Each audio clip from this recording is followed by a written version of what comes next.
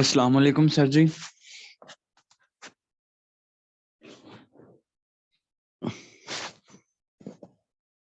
Sir online नहीं है, sir online नहीं है। ओए अल्लाह, सर ऑनलाइन नहीं है।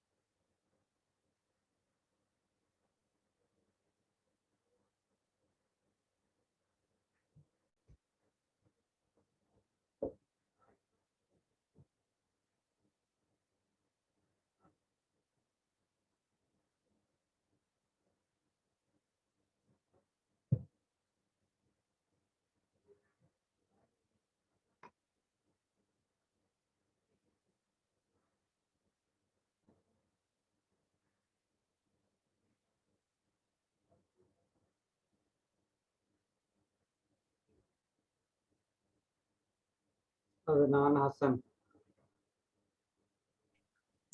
Present sir. Afridi Shirfan, Present, sir. Ahmad Mujtaba, present sir. Ali Hasan, Ali Hasan,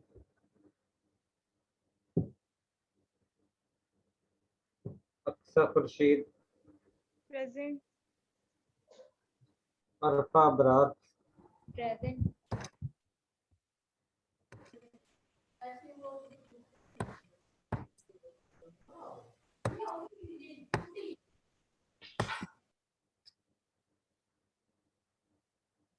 Arsalan Ali,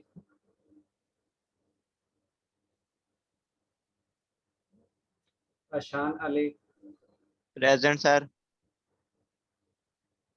Bilal Taj, Present, sir. Bushra Ashraf,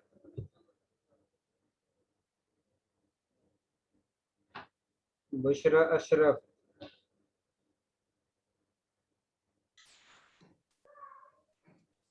Fahmina Mumtaz, Present. Sir, Bushra Ashraf present. Fahmina Mumtaz, Present, sir. Fariya Shafiq, Fariya Shafiq,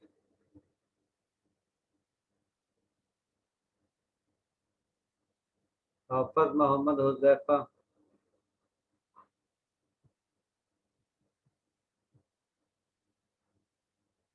Hafiz Mohammad Huzaifa, present sir. Hafiz Zeeshan Ali, Hafiz Zeeshan Ali,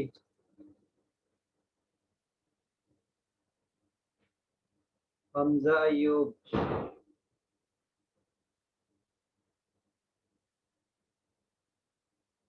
Hamza Ayub,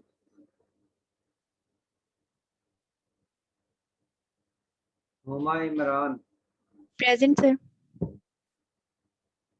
Jahanzeb, present sir. Khalid Hussain,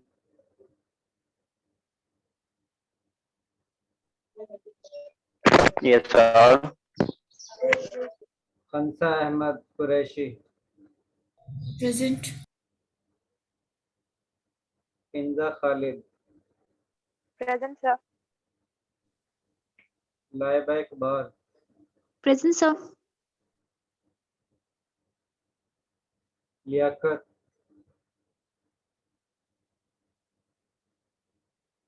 Liaquat, मैं Khalid, Present. Mubashra Yasin, Present. Mohammad Umar, Present, sir. Mohammad Talha Iqbal, Present, sir. Mohammad बस्साम, Yes, sir. Mohammad Ahmad Rame,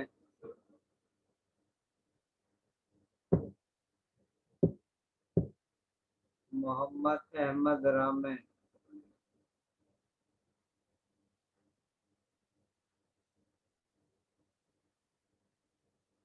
Mohammad Arif, Present, sir. Mohammad Dawood, Present, sir. Mohammad Irfan, Mohammad Irfan, Mohammad Present, sir. Irfan वकील, Mohammad Irfan present, sir. Mohammad Irfan वकील, Present, sir. Mohammad Shoaib, Present, sir. Mohammad Suhail,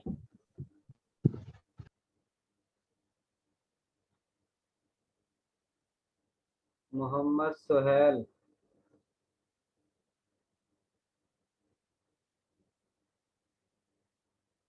Mohammad Waqas, Present, sir. Munazza Shahzadi, Present.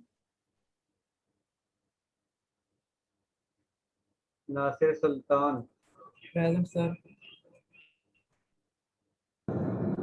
Nida Sattar, Present, sir. Nimra Riaz, Yes, sir. Rabia Shahid,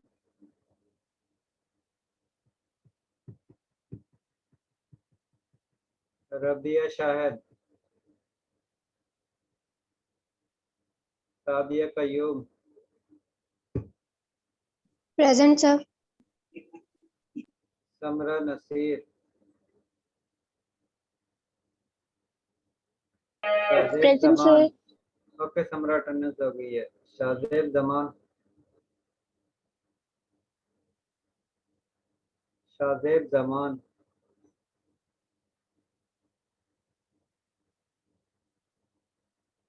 Shoaib Aslam, Present, sir. Syed Ghaus Meeran, Present, sir. Tauqeer Ahmad,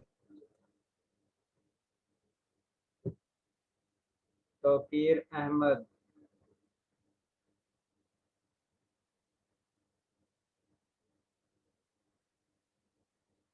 तौसीक Haider,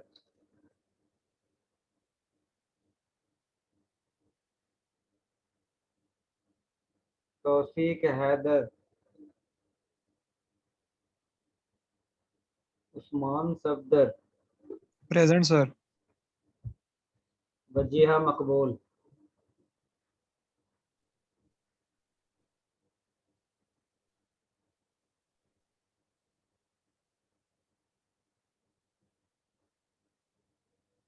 या वो student नाम सुनना जो इस class में absent थे, अगर वो प्रेजेंट है तो अटेंडेंस लगवा सकते हैं।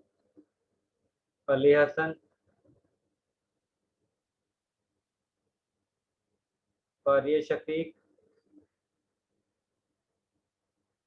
हाफिज ज़ीशान अली, हमजा अयूब, लियाकत, मोहम्मद अहमद रामे, मोहम्मद सुहेल, Present, sir. रबिया शाहिद,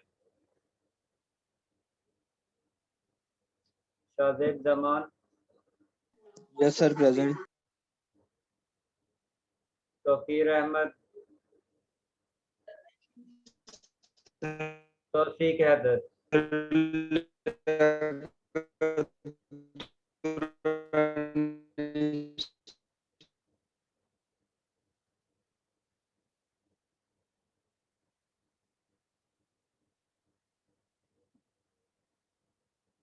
जी अरफा अबरार,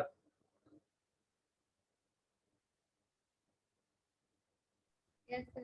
अरफा अबरार, लास्ट टाइम हमने क्या स्टडी किया था? बस और कुछ नहीं किया?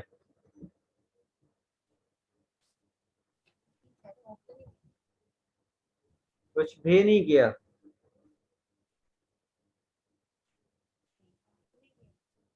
जी अफरीनिश,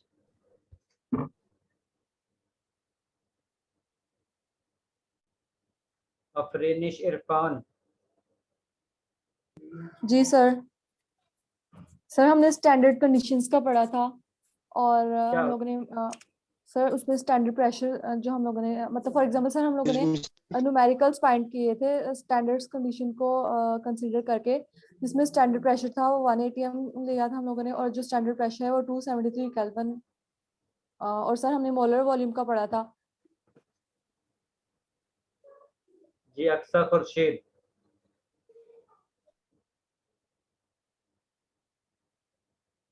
Aqsa Khurshid, yes sir. Molar volume क्या होता है? जी मोलर वॉल्यूम क्या है? सर पता नहीं, मैंने नहीं लास्ट लेक्चर पढ़ा।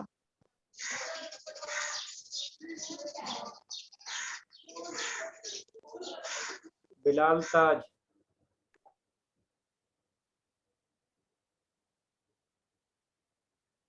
Sir yes sir. जी लास्ट लेक्चर में जो हमने मोलर वॉल्यूम स्टडी किया था वो क्या है?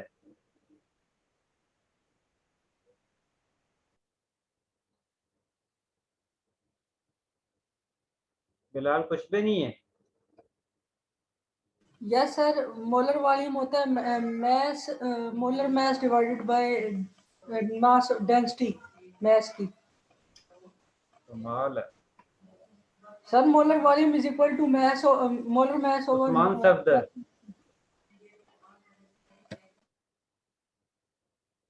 उस्मान सफदर, सर मैंने लेक्चर नहीं लिया था सर, एक शादी थी उस पे गया था क्विज देख। अटेंडेंस के वक्त आप लोगों की मोस्टली की अटेंडेंस हुई होती है, ये क्या वजह है? सर मैंने क्विज दिया था उसके बाद मैं चला गया था, मैंने शादी पे जाना था।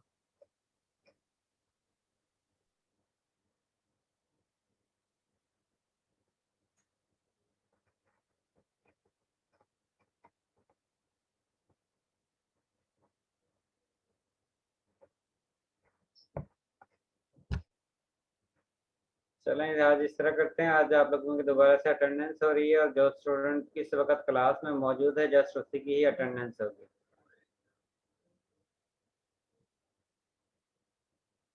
ये जो जस्ट आते हैं अटेंडेंस लगवाते हैं उसके बाद गायब हो जाते हैं, वो वाला खाता खत्म।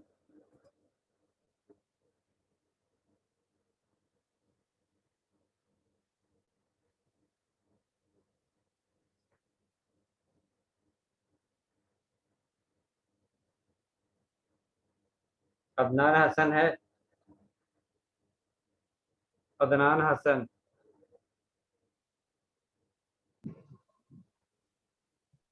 अदनान हसन एब्सेंट है आज की क्लास में। Afreenish Irfan, present sir. Ahmad Mujtaba, present sir. Aqsa Khurshid, present. Arfa Abrar, Arsalan Ali, Ashan Ali, present sir. Ashan Ali, present sir. Okay. Bilal Taj, present sir. Bushra Ashraf, Bushra Ashraf,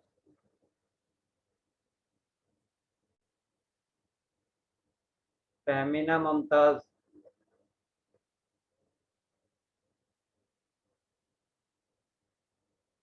Fahmina Mumtaz, Hafiz Mohammad Huzaifa,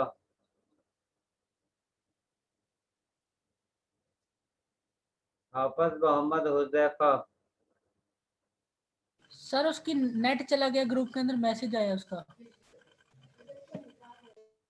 ये नेट किसी का भी अटेंडेंस के वक्त या उस वक्त नहीं जाता है, उसके बाद फिर जो है नेट चला जाता है। नहीं सर, मैं स्क्रीनशॉट में आपको Humayun Imran, Humayun Imran, Jahanzeb, present sir. Khalid Hussain, yes sir. Khansa Ahmad, present sir. Kinza Khalid, Yes, sir. Laiba, Present, sir. मैं खालिद,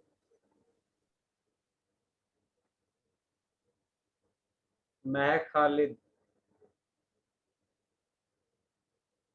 मुबशरा यासीन,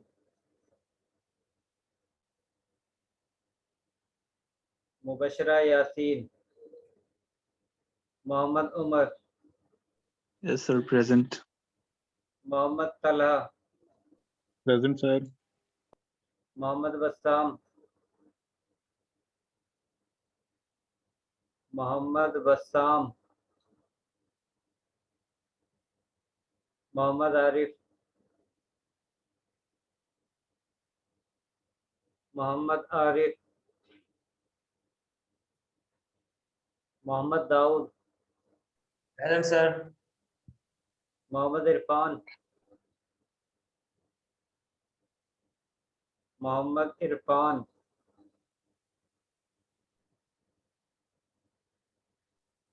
मोहम्मद इरफान वकील, प्रेजेंट सर।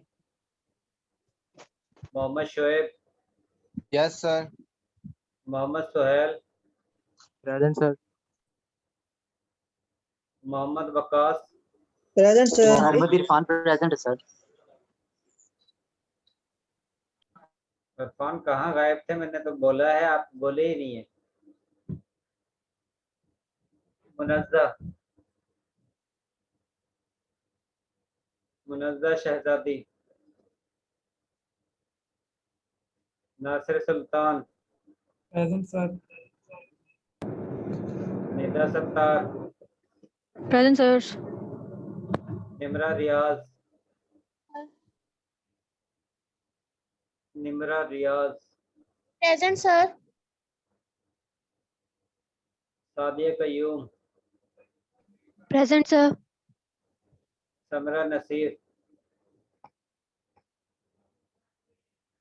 समरा Naseer, Shahzeb Zaman, yes sir. Shoaib Aslam, present sir. Syed Ghaus, Present, sir. Usman Safdar, present sir. Wajiha Maqbool. Present, sir.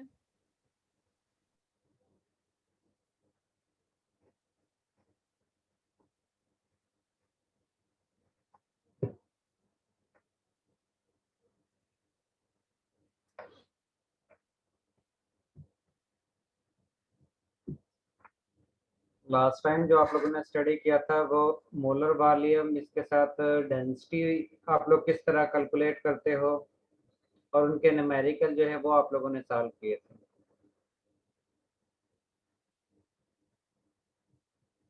इसके साथ मोलैरिटी का मोलर वॉल्यूम के साथ या टेम्परेचर के साथ क्या रिलेशन है, उसकी डेरिवेशन हम आज स्टडी करेंगे। हमें पता है डेंसिटी जो है वो इक्वल होती है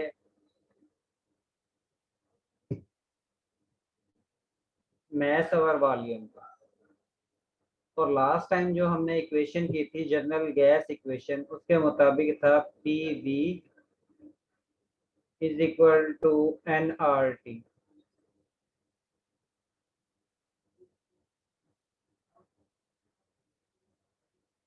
अगर हम इस इक्वेशन को मल्टीप्लाई करते हैं मोलर मास के साथ दोनों साइड पर, कि इसको भी मोलर मास से मल्टीप्लाई करें और इसको भी मोलर मास से मल्टीप्लाई करते हैं, तो हमारे पास ये वैल्यू हासिल होती है, ये इक्वेशन हमारे पास हासिल होती है। इसके मुताबिक PVM is equal to NMRT। यहाँ पर कैपिटल M जो है वो मोलर मास को शो करता है। और हमें पता है अगर हम मोल्स को मोलर मास से मल्टीप्लाई करते हैं तो हमारे पास मास हासिल होता है, क्योंकि आप लोग जब भी नंबर ऑफ मोल्स कैलकुलेट करते हो तो नंबर ऑफ मोल्स जो हैं वो इक्वल होते हैं मास डिवाइडेड बाय मोलर मास के। और अगर आप लोग इसी इक्वेशन को रीअरेंज करते हो तो आप लोगों के पास ये इक्वेशन बनती है number of moles into molar mass is equal to mass. इसका मतलब है कि n इंटू कैपिटल M की जगह पर हम स्मॉल m यानी कि मास की वैल्यू पुट कर सकते हैं।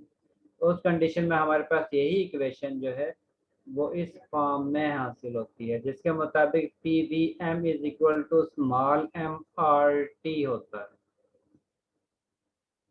अगर हम दोनों साइड से वॉल्यूम से डिवाइड करते हैं कि इसको भी हम वॉल्यूम से डिवाइड करते हैं और इसको भी वॉल्यूम से डिवाइड करते हैं तो ये वॉल्यूम वॉल्यूम से कैंसिल हो जाएगा और इधर ये इक्वेशन हमारे पास जो हासिल होगी वो PM is equal to small m divided by V is equal to RT होगा।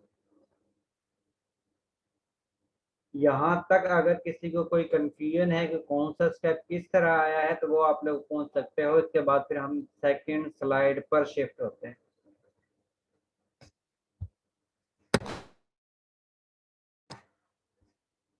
जी, यहाँ तक किसी को कोई कंफ्यूजन नहीं है? No no sir. Sir. No sir. इसके बाद नेक्स्ट है अगर हम दोनों साइड को डिवाइड करते हैं RT से, उस कंडीशन में हमारे पास यही अबव इक्वेशन जो है वो हासिल होगी PM divided by RT is equal to small m divided by volume. और हमें ये पता है मास डिवाइडेड बाय वॉल्यूम जो है वो डेंसिटी के इक्वल होता है। और इस इक्वेशन के मुताबिक मास डिवाइडेड बाय वॉल्यूम जो है वो इक्वल है PM ओवर RT के। तो इस लिहाज से हम ये कह सकते हैं जो डेंसिटी है वो इक्वल होगी PM ओवर RT। यहाँ पर P जो है वो प्रेशर है, M जो है मोलर मास है गैस का, T जो है वो टेम्परेचर है और R जो है वो जनरल गैस कांस्टेंट है।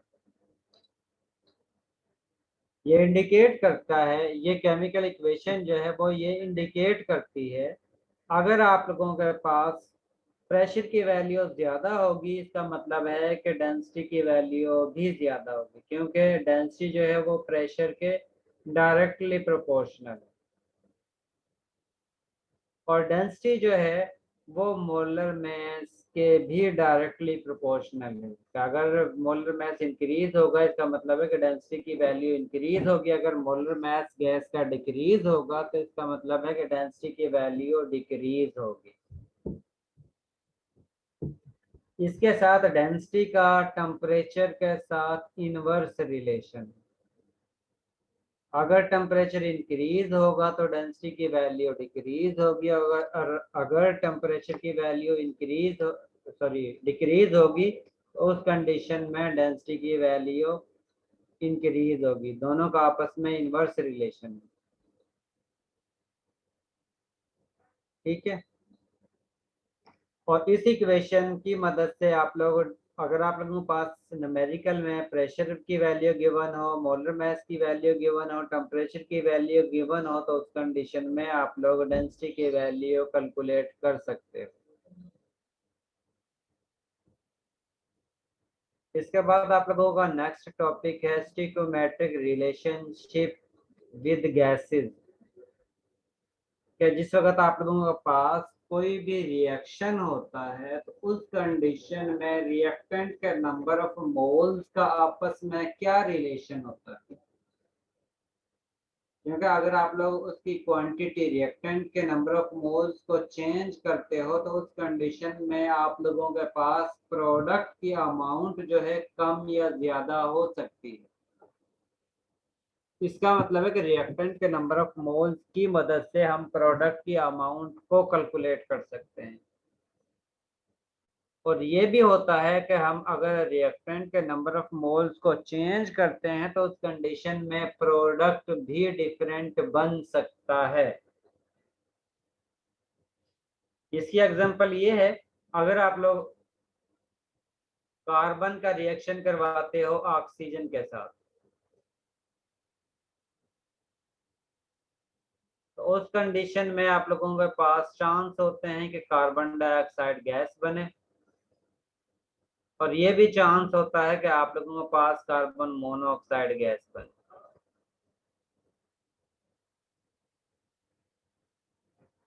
अगर आप लोगों के पास रिएक्शन के दौरान ऑक्सीजन की अमाउंट एक्सेस में होगी, यानी कि नंबर ऑफ मोल्स ऑक्सीजन के ज्यादा यूज करते हो एज कंपेयर टू कार्बन के, तो उस कंडीशन में आप लोगों के पास कार्बन डाइऑक्साइड गैस बनेगी। और अगर आप लोग ऑक्सीजन के नंबर ऑफ मोल्स कम यूज करते हो तो उस कंडीशन में आप लोगों के पास carbon dioxide gas carbon monoxide gas बनेगी। इसका मतलब है कि नंबर ऑफ मोल्स की मदद से हम सेकंड प्रोडक्ट के नंबर ऑफ मोल्स या अमाउंट को कंपेयर करके हम कैलकुलेट कर सकते हैं। या हम ये भी कह सकते हैं कि हम रिएक्टेंट स्पीशीज जो हैं उनके जो नंबर ऑफ मोल्स हैं उनकी मदद से प्रोडक्ट के नंबर ऑफ मोल्स हम फाइंड आउट कर सकते हैं। या हम ये भी कह सकते हैं अगर हम रिएक्टेंट के नंबर ऑफ मोल्स चेंज करते हैं तो उस कंडीशन में हम प्रोडक्ट की नेचर को, प्रोडक्ट के नंबर ऑफ मोल्स को कंट्रोल कर सकते हैं। यहाँ पर आप लोगों के पास एक न्यूमेरिकल है जिसमें आप लोग रिएक्शन करवाते हो सोडियम आजाइड का, डिकम्पोज करते हो सोडियम आजाइड को सोडियम मेटल में और नाइट्रोजन गैस में, और इस बैलेंस्ड केमिकल इक्वेशन की मदद से आप लोगों को ये इंडिकेट हो रहा है अगर आप लोग सोडियम आजाइड जो है उसके 2 मोल यूज करते हो तो उस कंडीशन में आप लोगों के पास 2 मोल सोडियम एटम के हासिल होते हैं। अगर आप लोग 2 मोल सोडियम आजाइड यूज करते हो तो उस कंडीशन में आप लोगों के पास 3 मोल नाइट्रोजन गैस के हासिल होते हैं। अगर हम इसको कंपेयर करते हैं, नंबर ऑफ मोल्स को कंपेयर करते हैं सोडियम मेटल के साथ, तो उस कंडीशन में इनके दरमियान रेशो जो है वो 2:2 की होगी। और अगर हम इस रिएक्टेंट का कंपेयर करते हैं नाइट्रोजन के नंबर ऑफ मोल्स के साथ, तो उस कंडीशन में इनके दरमियान रेशो जो है वो 2:3 की होगी।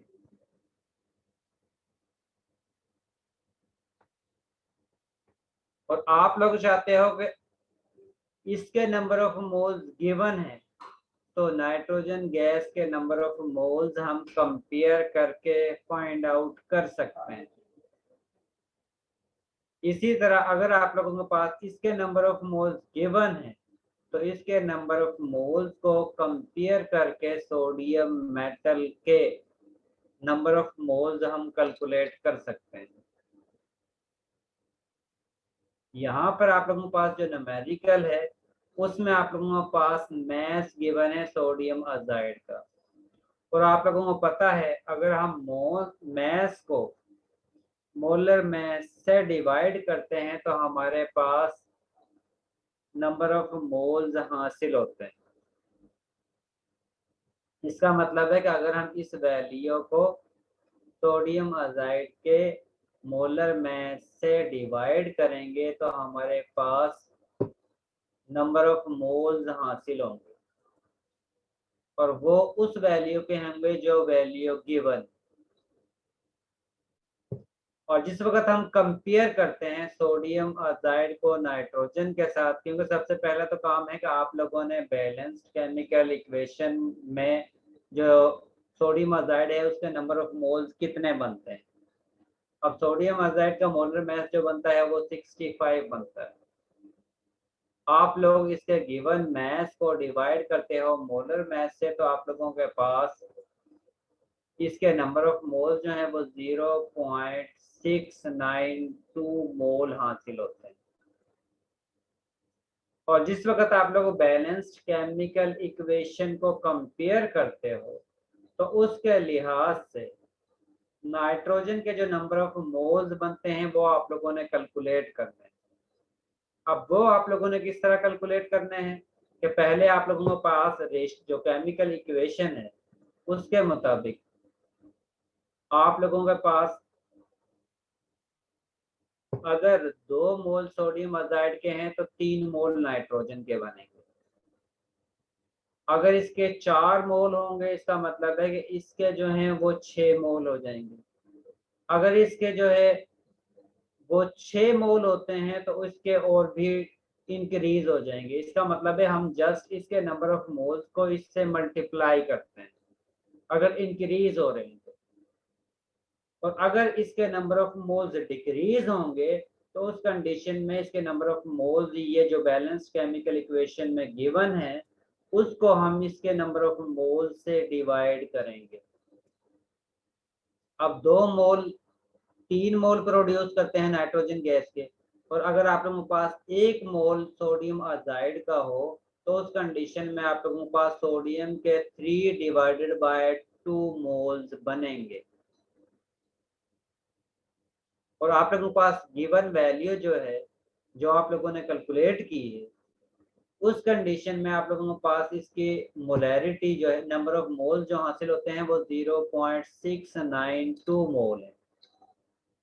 और अगर आप लोग 3 डिवाइडेड बाय 2 को मल्टीप्लाई करते हो 0.692 से तो उस कंडीशन में आप लोगों के पास नाइट्रोजन गैस के एक्चुअल नंबर ऑफ मोल्स जो हैं वो हासिल हो जाएंगे।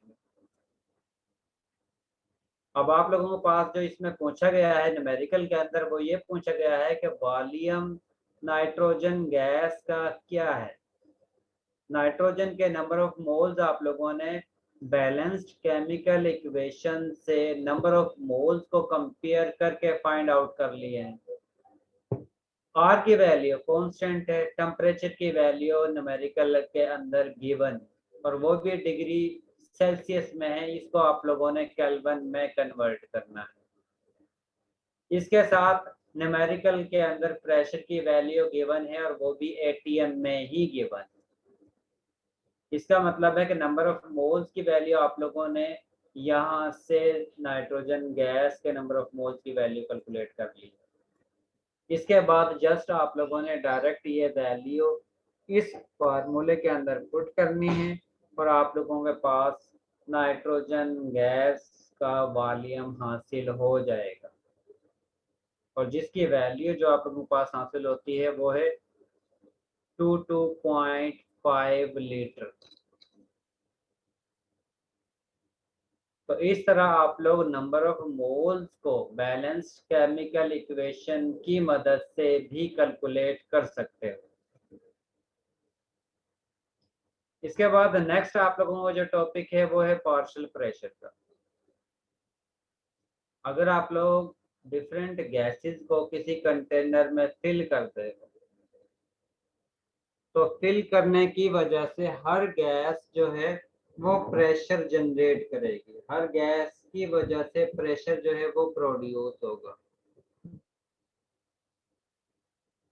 डाल्टन्स लॉ के मुताबिक अगर जितनी गैसेस आप लोगों ने फिल की हुई है कंटेनर के अंदर उन टोटल गैसेस की वजह से जो प्रेशर जनरेट होता है उसका अगर हम सम हासिल करते हैं तो वो हमारे पास टोटल प्रेशर के इक्वल होगा। और इसी को हम Dalton's law of partial pressure कहते हैं। और इस पार्शियल प्रेशर को या जो टोटल प्रेशर जनरेट होता है उसको हम टेम्परेचर की मदद से कम या ज्यादा कर सकते हैं। इसके साथ हम वॉल्यूम को कम या ज्यादा करके प्रेशर को कंट्रोल कर सकते हैं। यानी कि अगर आप लोग वॉल्यूम चेंज करते हो तो उस कंडीशन में भी प्रेशर चेंज होता है, और अगर आप लोग टेम्परेचर को चेंज करते हो तो उस कंडीशन में भी प्रेशर की वैल्यू चेंज होगी। अगर आप लोग टेम्परेचर और प्रेशर को कांस्टेंट रखते हो और नंबर ऑफ मोल्स को चेंज करते हो तो उस कंडीशन में भी प्रेशर की वैल्यू चेंज होगी। ये चीज क्लियर है? सर दोबारा बता दें। मैंने कहा है कि जो प्रेशर जनरेट होता है, क्योंकि आप लोगों के पास जब भी किसी भी कंटेनर में डिफरेंट गैसेस का फिल करते हो तो हर गैस जो है वो प्रेशर जनरेट करती है। यानी कि हर गैस के मॉलिक्यूल जो है वो वॉल के साथ टकराते हैं, और जिस वक्त वो टकराएंगे तो उसकी वजह से प्रेशर जनरेट होगा। अब हर गैस का मॉलिक्यूलर मास सेम नहीं होता है। हर गैस का मॉलिक्यूलर मास, मोलर मास जो है वो डिफरेंट होता है। अगर आप लोग same force, same temperature different gases को प्रोवाइड करते हो तो उस कंडीशन में डिफरेंट गैसेस की वजह से डिफरेंट प्रेशर ही जनरेट होगा, सेम नहीं होगा, क्योंकि उनका मोलर मास गैसेस का डिफरेंट है। और जिस वक्त आप लोग फोर्स या टेम्परेचर प्रोवाइड करते हो तो उस कंडीशन में जो लाइटर गैस होगी जिसका मोलर मास कम है उसकी स्पीड ज्यादा होगी, और जिसकी स्पीड ज्यादा होगी वो ज्यादा फोर्स के साथ कोलिजन शो करेगा, और जो जितनी ज्यादा फोर्स के साथ कोलिजन शो करेगा इसका मतलब है कि उसकी वजह से उतना ही ज्यादा प्रेशर जनरेट होगा। और जिसका मोलर मास ज्यादा होगा इसका मतलब है कि वो स्लोली मूव करेगा, और जो स्लो मूव करेगा इसका मतलब है वो कम फोर्स के साथ कोलिजन शो करेगा। इसका मतलब है कि उसकी वजह से कम प्रेशर जनरेट होगा। इसलिए हम कह सकते हैं अगर आप लोगों के पास किसी भी क्लोज्ड कंटेनर में डिफरेंट गैसेस मौजूद हैं तो हर गैस की वजह से आप लोगों के पास डिफरेंट प्रेशर जो है वो जनरेट होगा, और उस प्रेशर को हम पार्शियल प्रेशर कहते हैं। जो भी प्रेशर किसी एक गैस की वजह से जनरेट होता है उस प्रेशर को हम पार्शियल प्रेशर कहते हैं।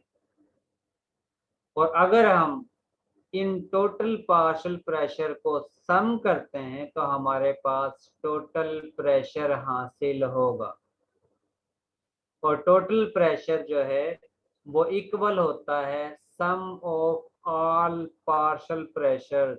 यानी कि जितने गैसेस की वजह से प्रेशर जनरेट हो रहा है उन टोटल को सम करते हैं तो हमारे पास टोटल प्रेशर हासिल होगा, और इसी को हम Dalton's law of partial pressure कहते हैं। यहाँ पर हम सपोज करते हैं कि हमारे पास एक गैस ए है और एक गैस बी है, उनको यानी कि नाम से शो किया है। एक को नाम दे दिया है गैस ए और दूसरे का हमने नाम दिया है गैस बी। गैस ए की वजह से जो पार्शियल प्रेशर जनरेट होता है उसको हम नाम देते हैं पी ए का, और गैस बी की वजह से जो पार्शियल प्रेशर जनरेट होता है उसको हम नाम देते हैं पी बी का। हमने जनरल गैस इक्वेशन पढ़ी है जिसके मुताबिक पी बी जो है वो इक्वल होता है एनआरटी के।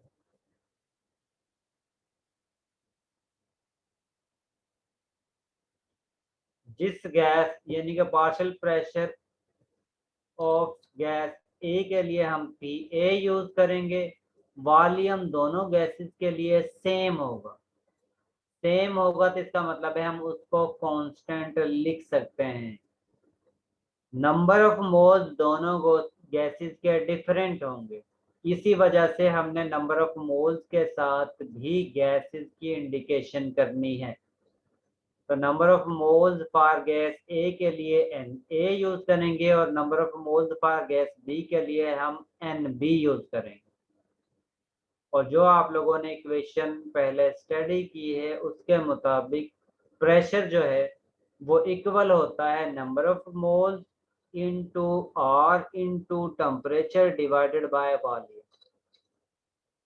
तो इस कंडीशन में जिस वक्त आप लोग ए गैस के लिए पार्शियल प्रेशर कैलकुलेट करते हो तो वो इक्वल होता है NaRT डिवाइडेड बाय बी। इसी तरह आप लोग इसी इक्वेशन को गैस बी के लिए अप्लाई करते हो तो गैस बी का पार्शियल प्रेशर जो है वो इक्वल होगा NB RT divided by B के। और हमें पता है कि टोटल प्रेशर जो है वो इक्वल होगा PA प्लस PB के, यानी कि P टोटल जो है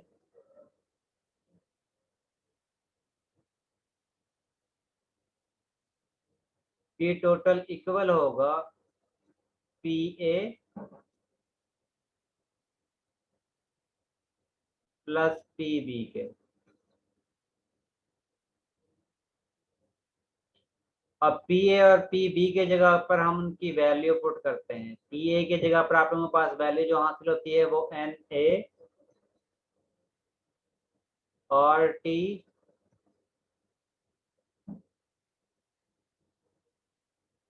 divided by B plus NB और T डिवाइडेड बाय B के। अब जो वैल्यू सेम है कांस्टेंट है उसको हम कॉमन निकाल लेते हैं। कॉमन हमारे पास जो इक्वेशन में हासिल होता है वो RT ओवर B हासिल होता है। उसके बाद जो चीज बचती है वो है Na plus NB whole into RT divided by B। और नंबर ऑफ मोल्स जो हैं gas A plus number of moles of gas B वो इक्वल होंगे टोटल नंबर ऑफ मोल्स के, यानी कि जितनी भी गैसेस हैं उनके जितने भी नंबर ऑफ मोल्स हैं उनके सम के इक्वल होंगे। और अगर हम इसकी जगह पर ये वैल्यू पुट करते हैं तो हमारे पास ये इक्वेशन हासिल होती है, जिसके मुताबिक टोटल प्रेशर जो है वो इक्वल होगा total number of moles into R into T divided by B के।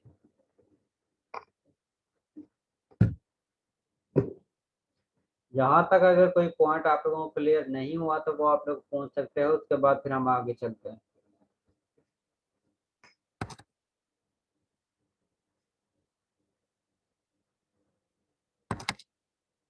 जी कोई कंफ्यूजन नहीं है?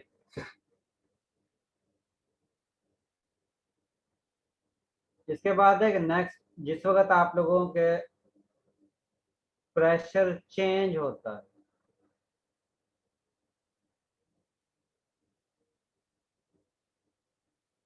बिलाल ताज,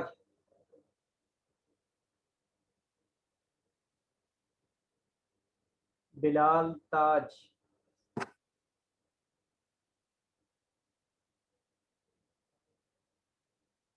अरफा इब्रार,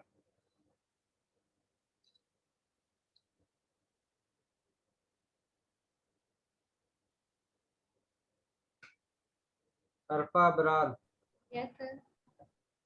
जी अरफा अबरार, आपके पास दो पिक्चर नजर आ रही हैं। जी सर। दोनों में से किस में प्रेशर की वैल्यू ज्यादा होगी और किस में प्रेशर की वैल्यू कम होगी? यहाँ पर आप लोगों के पास कलर्ड जो पोर्शन नजर आ रहा है ये आप लोगों के पास नाइट्रोजन गैस है और रेड कलर में जो शो हो रही है वो आप लोगों के पास ऑक्सीजन गैस है। तो इन दोनों में से किस में प्रेशर की वैल्यू ज्यादा होगी और किस में प्रेशर की वैल्यू कम होगी? सर जी पहली वाली में। इसमें जी इसमें प्रेशर की वैल्यू ज्यादा होगी और ये जो बी है इसमें प्रेशर की वैल्यू कम होगी। नहीं, बी में ज्यादा होगा सर। बी में ज्यादा होगी और ए में कम होगी। जी क्यों?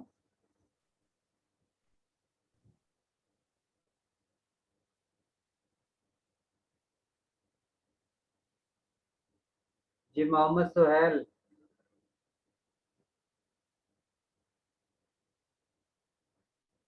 मोहम्मद सुहेल।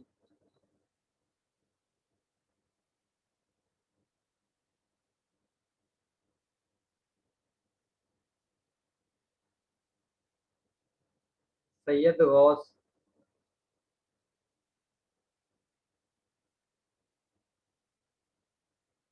Yes sir. ये गौस, किस में प्रेशर की वैल्यू ज्यादा होगी और किस में प्रेशर की वैल्यू कम होगी? सर बी में प्रेशर की वैल्यू ज्यादा होगी, क्यों? ये सर मॉलिक्यूल साथ साथ जुड़े हुए हैं ना। मॉलिक्यूल साथ साथ जुड़े हुए हैं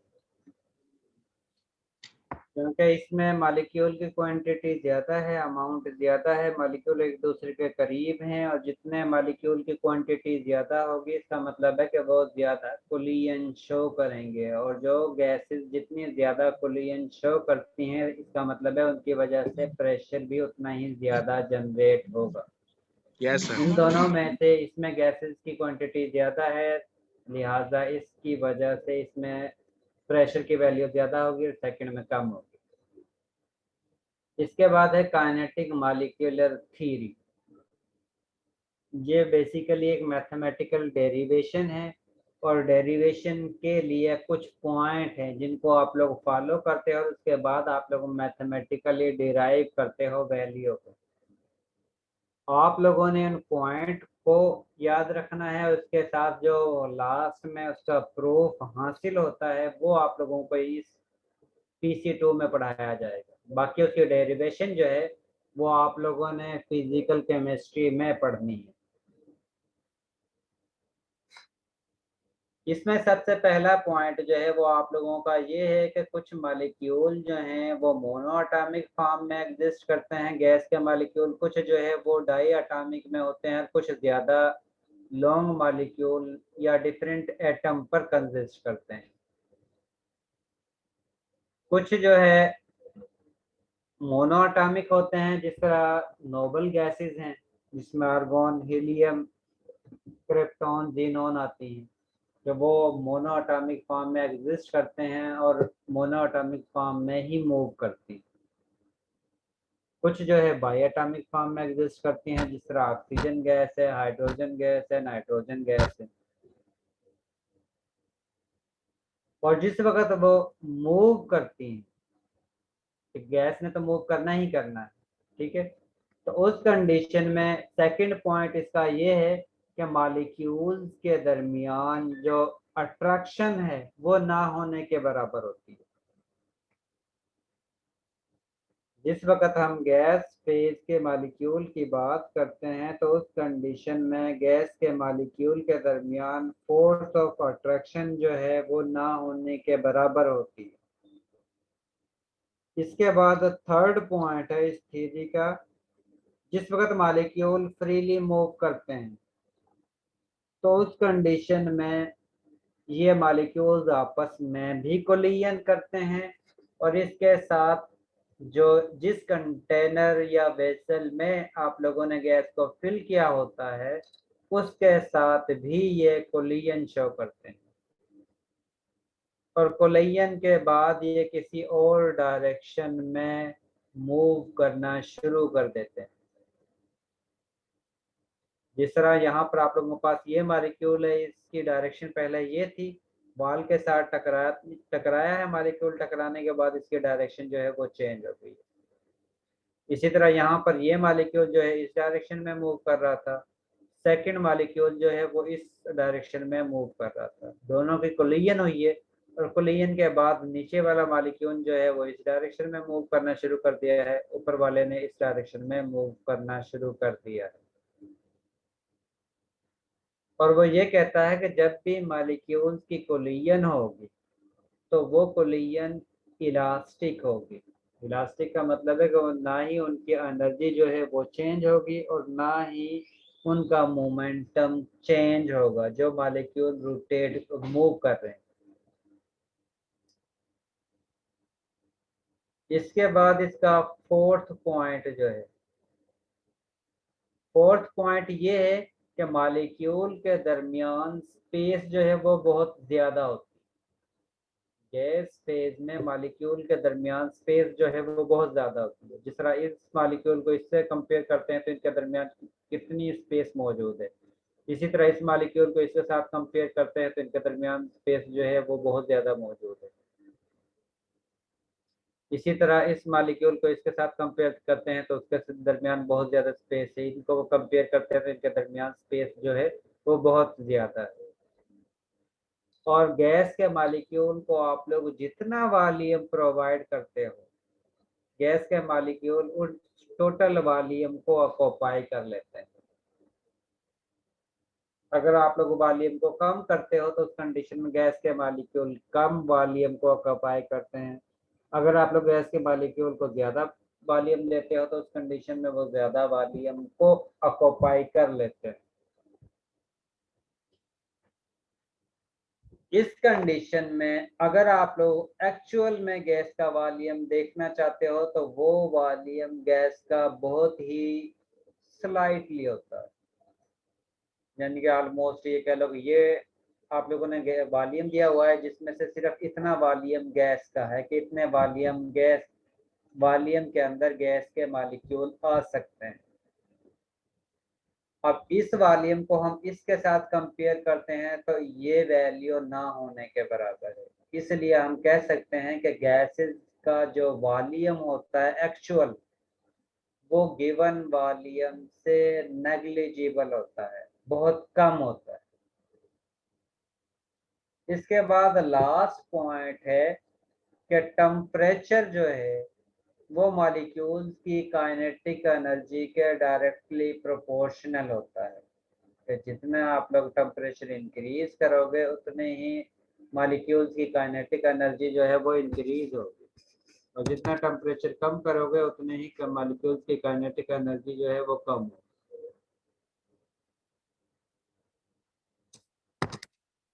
इसका मतलब है कि टेम्परेचर जो है वो मॉलिक्यूल्स की काइनेटिक एनर्जी के डायरेक्टली प्रोपोर्शनल होता है।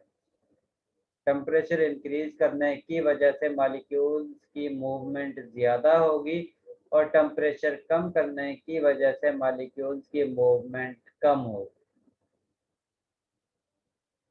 इसके साथ नेक्स्ट है कि मॉलिक्यूल, गैस मॉलिक्यूल की ना ही कोई डेफिनेट शेप होती है, ना ही उनका कोई स्पेसिफिक वॉल्यूम होता है, डेफिनेट वॉल्यूम होता है। जितना भी आप लोग वॉल्यूम प्रोवाइड करते हो गैस के मॉलिक्यूल टोटल वॉल्यूम को ऑक्यूपाई कर लेते हैं। जिस तरह अगर आप लोग परफ्यूम को अपने कपड़ों पर लगाते हो तो वो परफ्यूम की जो खुशबू है वो टोटल रूम में आना शुरू हो जाती है। इसका मतलब है कि जो मॉलिक्यूल्स गैस फेज में आप लोगों ने यूज किए हैं वो पूरे रूम के अंदर स्प्रेड हो चुके हैं।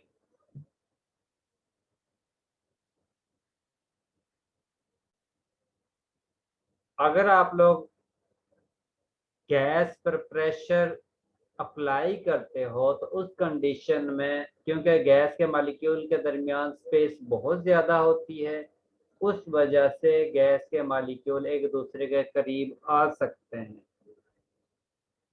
इसी वजह से हम ये कहते हैं गैस के मॉलिक्यूल जो हैं वो कंप्रेसिबल हैं, यानी कि अगर आप लोग एक्सटर्नल प्रेशर इंक्रीज करते हो तो उस कंडीशन में गैस का वॉल्यूम जो है वो डिक्रीज हो जाता है। गैस के मॉलिक्यूल को हम कंप्रेस कर सकते हैं, गैस के मॉलिक्यूल को हम एक दूसरे के करीब लेकर आ सकते हैं जिस वक्त हम प्रेशर इंक्रीज करते हैं। इसके साथ गैस के मॉलिक्यूल की डेंसिटी जो है वो बहुत कम होती है और उस डेंसिटी की वैल्यू डिपेंड करती है कि गैस के मॉलिक्यूल के दरमियान स्पेस कम है या ज़्यादा है। अगर गैस के मॉलिक्यूल के दरमियान स्पेस ज़्यादा होगी इसका मतलब है कि मॉलिक्यूल्स की डेंसिटी कम, उस गैस की डेंसिटी जो है वो कम। और अगर मॉलिक्यूल्स के दरमियान स्पेस जो है वो कम होगी तो उस कंडीशन में डेंसिटी की वैल्यू ज़्यादा होगी। जिस तरह यहाँ पर आप लोगों को दो पिक्चर शो की हुई हैं, दोनों में गैस को फिल किया हुआ है। नीचे वाले जो मॉलिक्यूल हैं उनके दरमियान स्पेस कम है, लेकिन अबव जो मॉलिक्यूल हैं, ऊपर वाली पिक्चर में जो मॉलिक्यूल मौजूद हैं उनके दरमियान स्पेस ज़्यादा है। इसी वजह से लोअर मॉलिक्यूल की डेंसिटी ज़्यादा होगी और अपर पिक्चर के अंदर जो मॉलिक्यूल हैं उनकी डेंसिटी कम होगी, क्योंकि उनके दरमियान स्पेस जो है वो ज़्यादा है। इसके बाद बॉयल्स लॉ, चार्ल्स लॉ और एवोगैड्रोस लॉ आप लोगों ने पहले स्टडी कर ली, और partial Dalton law of partial pressure जो है वो आप लोगों ने अभी स्टडी किया। काइनेटिक थ्योरी जो है वो भी आप लोगों ने अभी जो है वो स्टडी की। काइनेटिक थ्योरी जो है उसके मुताबिक, या आप लोगों ने जो प्रेशर है उसकी इक्वेशन आप लोगों ने स्टडी की थी, जिसके मुताबिक प्रेशर जो है वो इक्वल होता है फोर्स पर यूनिट एरिया, और यहाँ पर फोर्स जो है वो इक्वल होती है मॉलिक्यूल्स की जो वेलोसिटी है उसके, और उसके साथ जितनी मर्तबा एक मॉलिक्यूल कोलिजन शो करता है। अगर एक मॉलिक्यूल एक कोलिजन शो करता है तो इसका मतलब है कि फोर्स की वैल्यू कम है, और अगर वो ज़्यादा कोलिजन शो करता है तो इसका मतलब है कि फोर्स की वैल्यू ज़्यादा है। और प्रेशर जो है वो फोर्स की वैल्यू पर ही डिपेंड करता है। अब ये फर्दर फोर्स जो है वो डिपेंड करती है, टोटल फोर्स जो है वो डिपेंड करती है कि मॉलिक्यूल्स कितनी स्पीड के साथ मूव कर रहे हैं और इसके साथ मॉलिक्यूल कितनी कोलिजन शो कर रहे हैं। अगर वो ज़्यादा स्पीड के साथ जो है वो मूव कर रहे हैं तो इसका मतलब है कि F1 की वैल्यू ज़्यादा होगी, और जितनी वो कोलिजन ज़्यादा शो करेंगे उस कंडीशन में भी टोटल फोर्स की वैल्यू ज़्यादा होगी। इसका मतलब है कि जो प्रेशर जनरेट होता है गैस मॉलिक्यूल की वजह से वो डिपेंड करता है कि मॉलिक्यूल्स की काइनेटिक एनर्जी कितनी है प्लस वो कितनी कोलिजन शो करते हैं। अगर वो कोलिजन ज़्यादा शो करेंगे तो इसका मतलब है कि प्रेशर ज़्यादा जनरेट होगा। अगर वो कम कोलिजन शो करेंगे तो उस कंडीशन में कम ही प्रेशर जनरेट होगा। इसके साथ अगर फोर्स यानी काइनेटिक एनर्जी उनकी ज़्यादा है तो उस कंडीशन में वो ज़्यादा फोर्स अप्लाई करेंगे। अगर उनकी काइनेटिक एनर्जी कम है, वेलोसिटी कम है, तो उस कंडीशन में वो कम ही फोर्स अप्लाई करेंगे। इसका मतलब है कि जितनी ज़्यादा वेलोसिटी होगी उस कंडीशन में आप लोगों के पास ज़्यादा प्रेशर जनरेट होगा, या अगर नंबर ऑफ कोलिजन ज़्यादा होती हैं तो उस कंडीशन में भी प्रेशर की वैल्यू ज़्यादा हासिल होगी। यहाँ तक आप लोगों को अगर कोई कंफ्यूजन है तो वो आप लोग पूछ सकते हो।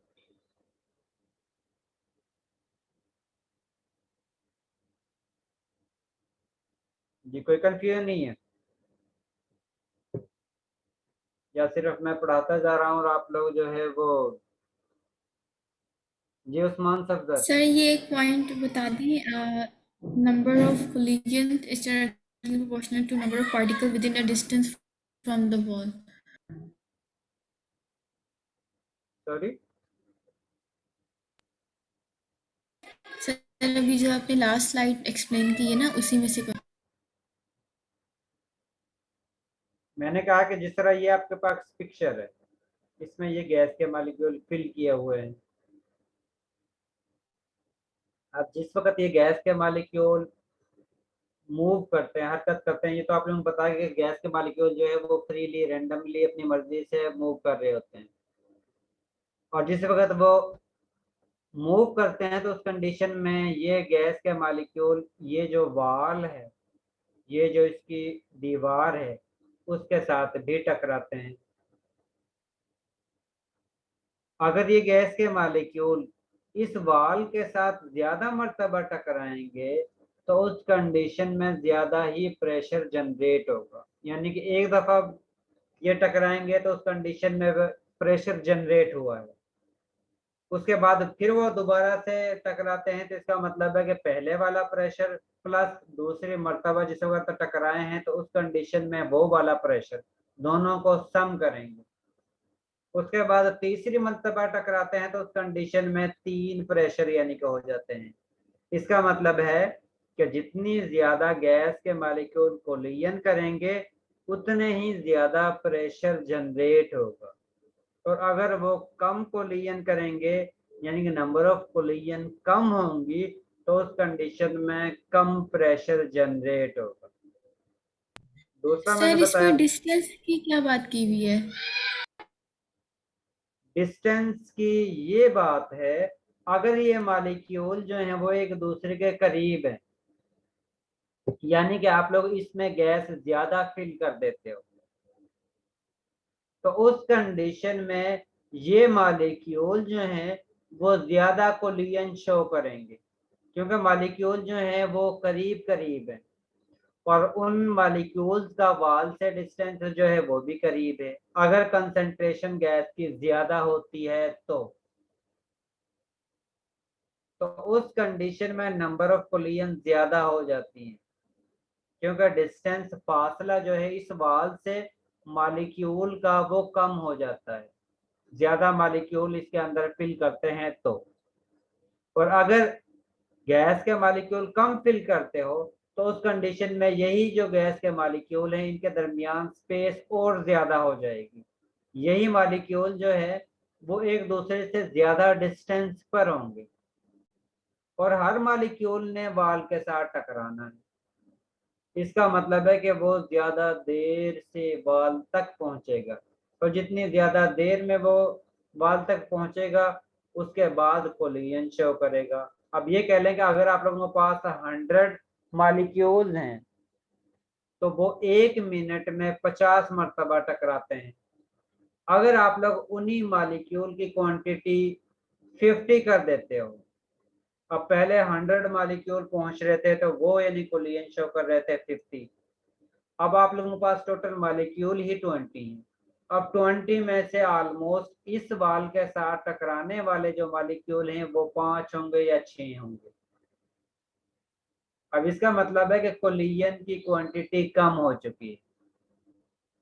जिस वक्त आप लोगों ने मॉलिक्यूल की क्वांटिटी को कम किया है तो उस कंडीशन में कोलिजन की क्वांटिटी, नंबर ऑफ कोलिजन जो है वो कम हो चुकी है, और जिस वक्त नंबर ऑफ कोलिजन डिक्रीज होंगी तो उसकी वजह से प्रेशर भी कम ही जनरेट होगा। कौन सा ये चीज क्लियर है? जी सर। Yes sir.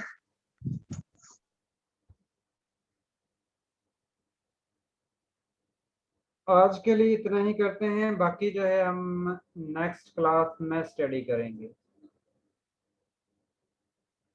इसमें से अगर कोई क्वेश्चन करना है तो वो आप लोग पूछ सकते हो।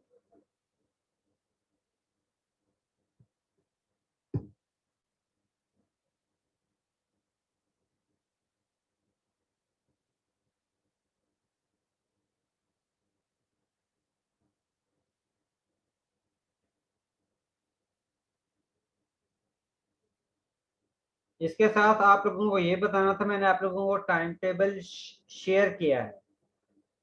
Yes sir. उसके मुताबिक आप लोगों की फ्राइडे को क्लास जो है वो 1 से 2 बजे होगी। जी। जुम्मे का वक्त लेकिन होता है सर। मेरी बात सुन लें, लेकिन उसके मुताबिक टाइम टेबल के मुताबिक आप लोगों के 11 बजे वाली स्लॉट फ्री है टोटल स्टूडेंट की। तो आप लोगों की जो 1 बजे PC2 की जुम्मे वाले दिन क्लास होती है वो मैंने 11 बजे आप लोगों की क्लास लिया करनी है रमजान के दौरान, क्योंकि 1 से 2 बजे का टाइम जो है वो जुम्मे का होता है। Okay okay sir. ठीक है। तो नेक्स्ट आप लोगों की क्लास, क्योंकि रमजान में है और वो आप लोगों की क्लास जो है वो 11 बजे स्टार्ट होगी और 11:55 पर एंड होगी। ठीक है, और ये मैसेज आप लोगों ने दूसरे स्टूडेंट से भी शेयर कर देना है। Okay sir. Okay sir. Sir mids कब से स्टार्ट हो रहे हैं, कुछ आइडिया है? अभी तक कंफर्म मेल नहीं आई है, उन्होंने जस्ट यही बताया था कि आप लोगों के जो मिड का सेशन है जो एकेडमिक कैलेंडर में दिया हुआ है उसके मुताबिक ही आप लोगों का मिड होंगे। ओके अब सर। जिस वक्त तो यूनिवर्सिटी की तरफ से मेल आएगी तो उस वक्त आप लोगों को मैं बता दूंगा कि भाई आप लोगों के मिड जो है इस वीक में होने हैं। Okay sir. ठीक है जी। अब आपकी क्लास में से कम ही स्ट्रेंथ हुई है, ज्यादा नहीं हुई है, तो अटेंडेंस दोबारा लेने का फायदा है।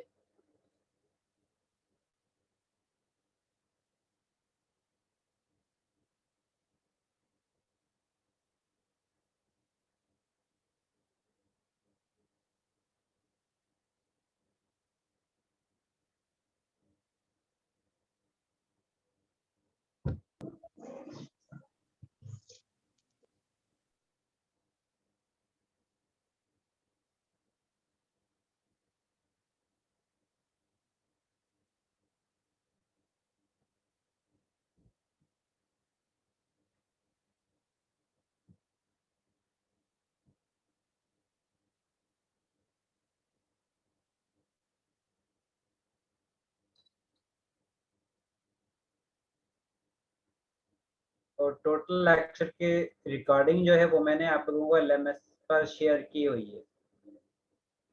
और नेक्स्ट आप लोगों की असाइनमेंट है। तो असाइनमेंट क्या है वो? न्यूमेरिकल।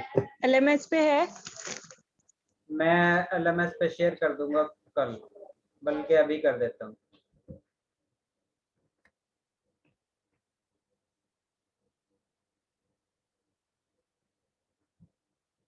सर सेशन कौन सा है? असाइनमेंट का यस सर। ये मैं आप लोगों के सामने ही शो करवा रहा हूँ। आप लोगों का सेशन जो है वो 7 होगा।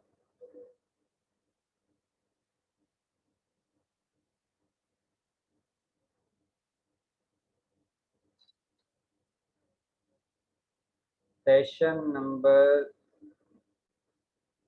7 और इसमें आप लोगों की असाइनमेंट नंबर 2।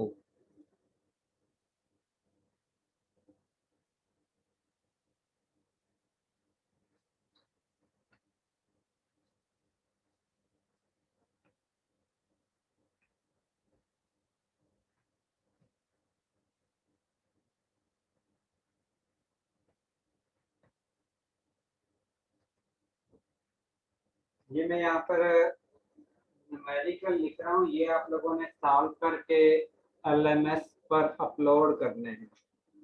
और ये चैप्टर नंबर 10 के है न्यूमेरिकल।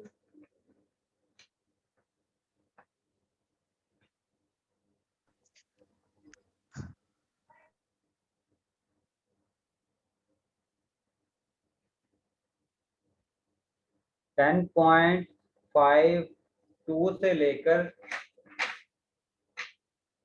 10.57 तक, इसके बाद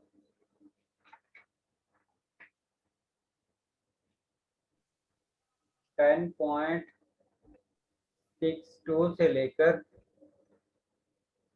10.75 तक ये न्यूमेरिकल आप लोगों ने सॉल्व करने हैं। और टाइम कितना रखना है?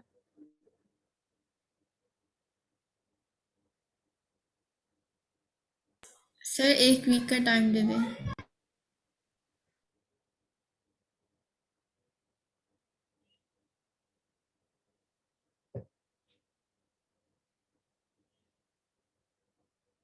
तो आप लोगों का आज 13 तारीख है, 13 तारीख के बाद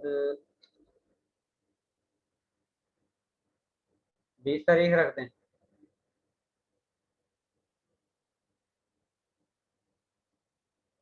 बीस तारीख तक। जी सर, थैंक यू।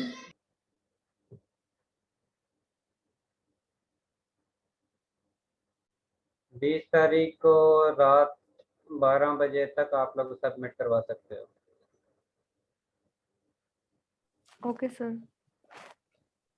और ये with in the time acceptable होगी, अदरवाइज ये एक्सेप्टेबल नहीं होगी। जो लेट सबमिट करवाएगा वो एक्सेप्ट नहीं की जाएगी। ठीक है। सर लास्ट डेट क्या बता रहे हैं?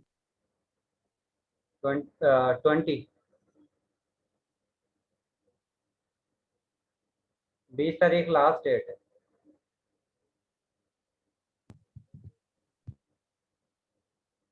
और अब आप लोग लीव कर सकते हैं। और नेक्स्ट क्लास आप Okay, लोगों sir. की जुम्मे को 11 बजे होगी। ठीक है। Okay sir. Okay sir. अल्लाह हाफिज। अल्लाह हाफिज।